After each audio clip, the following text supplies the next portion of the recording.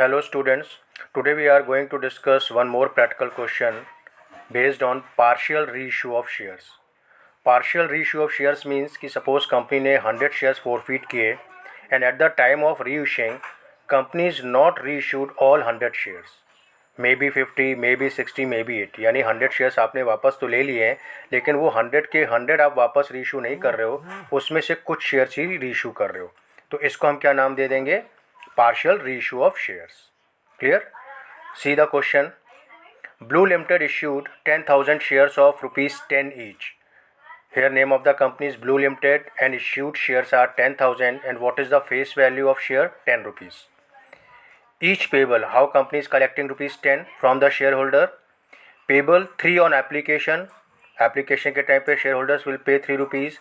5 on allotment, at the time of allotment 5 and 2 on first call and final call. The total amount will come 3 plus 5 plus 2, it will become 10. Clear? A shareholder holding 500 shares did not pay first call. One shareholder who was holding 500 shares didn't pay first call, he paid only application money and allotment money and his shares were forfeited. So after first call, his shares have been forfeited by the company. Company issued 300 shares to Ram at rupees 8 fully paid up. Out of 500 shares, company is issued only 300 shares. That's why question is called partial reissue. 500 share company ने वापस ले लिए mister A से suppose, लेकिन company वो वापस पूरे 500 shares resale नहीं कर रही. कंपनी 500 शेयर्स में सिर्फ 300 शेयर्स कोई रीइशू कर रही है and 200 shares are still in the hand of the company. Is it clear? To Ram at rupees 8 fully paid up. Company ये 300 शेयर्स 8 रुपये में बेच रही है मिस्टर राम को और as a fully paid up. Fully paid up मतलब कि कंपनी एज्यूम कर रही है कि you are giving us 10 rupees but actually you paid only 8. तो there is a discount of rupees 2. Is it clear?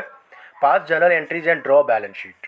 Here we will not draw the balance sheet because it is not in your syllabus. We will discuss only about journal entries. Clear? Now see the solution. Here you can see very first entry. मैंने जैसे पहले बताया कि application के time तक पहली entry आप receiving की करोगे और फिर उसके बाद कैपिटल क्रिएशन या ड्यू की entry. And after application you will create capital first and then you will call the money from the shareholder. तो initially how many shares company have been issued? 10,000. ठीक है. और कितने rupees आपके पास application के time पे company demand कर रही थी? 3. तो you can see bank account debited to share application rupees 30,000. Application money received on 10,000 shares at the rate rupees 3 per share. 10,000 shares company ने इशू करे हुए हैं और एप्लीकेशन के टाइम पे कंपनी 3 रुपीज़ डिमांड कर रही है. तो initially company will get 30,000 at the time of share application. This share application amount company will transfer in share capital. You can see next entry. Share application account debited to share capital account rupees 30,000. ठीक है. Transfer on application money to share capital account. तो आपने share capital का देख लिया कि इसमें क्या हुआ. एप्लीकेशन के टाइम पे पहले रिसीविंग की एंट्री करी और फिर ड्यू की. आफ्टर एप्लीकेशन अलॉटमेंट का टर्न आएगा. अलॉटमेंट के टाइम पे कंपनी 5 रुपीज़ डिमांड कर रही है और number of shareholders are 10,000. तो अब यहाँ कंपनी पहले ड्यू की एंट्री करेगी और फिर उसके बाद बैंक रिसीविंग मनी की एंट्री. अलॉटमेंट के टाइम पे कंपनी के पास कितना कैपिटल आने का चांस है? You can see here share allotment account debited to share capital account rupees 50,000. 10,000 into 5, that means 50,000. After that company will transfer this amount, company will collect the money from the shareholder. So next entry will be bank account debited to share allotment rupees 50,000. Up to 50,000 nobody is defaulter. Company जितना पैसा demand कर रही है उतना पूरा पैसा आ रहा है. एप्लीकेशन के टाइम पे 30,000 आ गया, अलॉटमेंट के टाइम पे 50,000 आ गया. ठीक है. आफ्टर दैट फर्स्ट कॉल की एंट्री ड्यू हो जाएगी आपकी. फर्स्ट कॉल पे कंपनी को 2 रुपये कॉल करने हैं 10,000 शेयर होल्डर्स पे. तो ये एंट्री भी ड्यू की क्या पास हो जाएगी आपकी? Share first and final call account debited 20,000 to share capital account 20,000. यानी कंपनी को पता है कि फर्स्ट कॉल पे भी हम जब 2 रुपये कॉल करेंगे 10,000 शेयर्स के ऊपर तो हमारे पास 20,000 रुपये आने चाहिए. But at this time one share holder become defaulter and who is having how many shares? 500. यानी इस स्टेज पे कंपनी के पास 500 शेयर्स का फर्स्ट कॉल मनी नहीं आएगा. तो 500 shares into 2 rupees, that means how much? 1,000. यानी कंपनी तो सोच रही थी कि 20,000 रुपये मिलेंगे, बट इस समय कंपनी को 1,000 रुपये शॉर्ट आएगा। यानी कि जो 10,000 शेयर होल्डर थे उसमें से 500 शेयर्स वाले बंदे ने पेमेंट नहीं किया। दैट मीन्स ओनली 9,500 शेयर्स का मनी कंपनी को मिल रहा है। तो यहाँ पे be careful. Next entry will be bank account debited to share first and final call 19,000 instead of 20,000 company is receiving only 19,000, 1,000 rupees short. क्यों? क्योंकि एक शेयर होल्डर जिसके पास 500 शेयर्स थे, he didn't pay first and final call. Is it clear?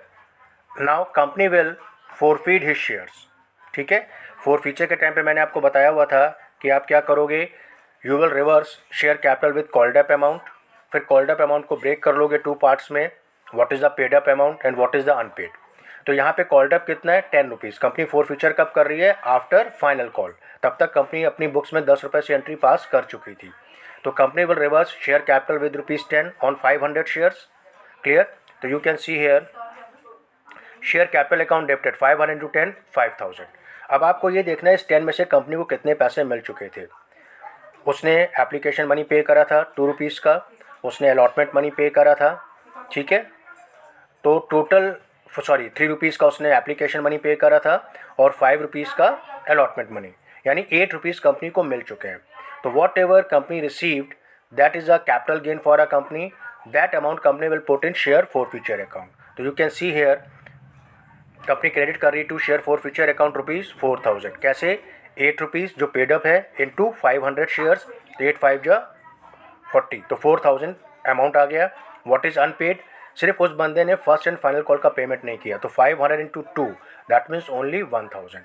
तो आप देख सकते हो कि 5,000 रुपये में से कंपनी को 4,000 रुपये मिल चुके थे और सिर्फ 1,000 रुपये नहीं मिले थे। जो पैसा नहीं मिलता है उसको अनपेड कॉल में डालते हैं, और जो पैसा कंपनी को ऑलरेडी मिल चुका होता है दैट इज़ वो कंपनी का कैपिटल गेन होता है, और उसको कंपनी किस अकाउंट में डालती है, शेयर फोरफीचर अकाउंट में।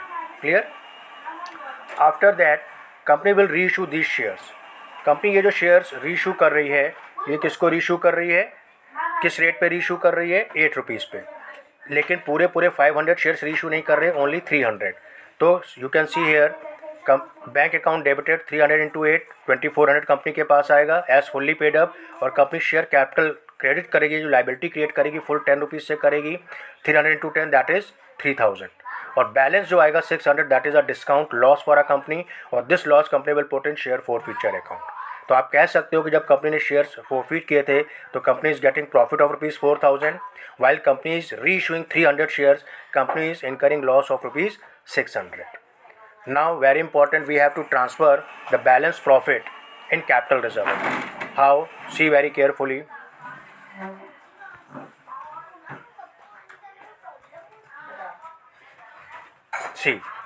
सी द वर्किंग फर्स्ट।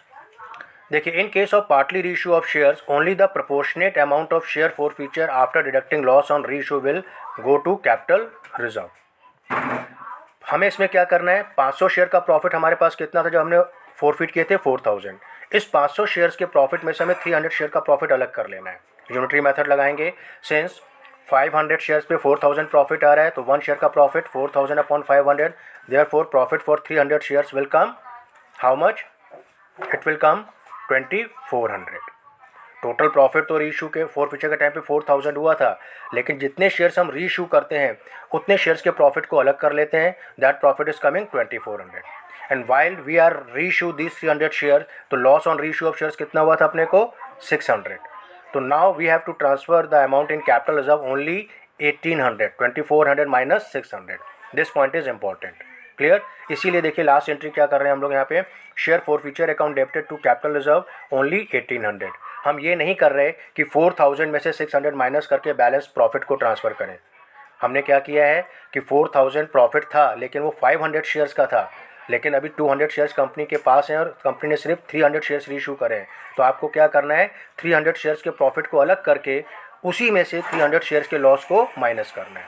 तो 300 शेयर्स का profit was coming 2,400 and 300 shares का लॉस 600, तो net amount still lying in share forfeiture account for 300 shares 1,800. This amount we will transfer in capital reserve account. So last entry will be share forfeiture account debited to capital reserve account. That's all student. I hope कि आपको clear हो गया होगा.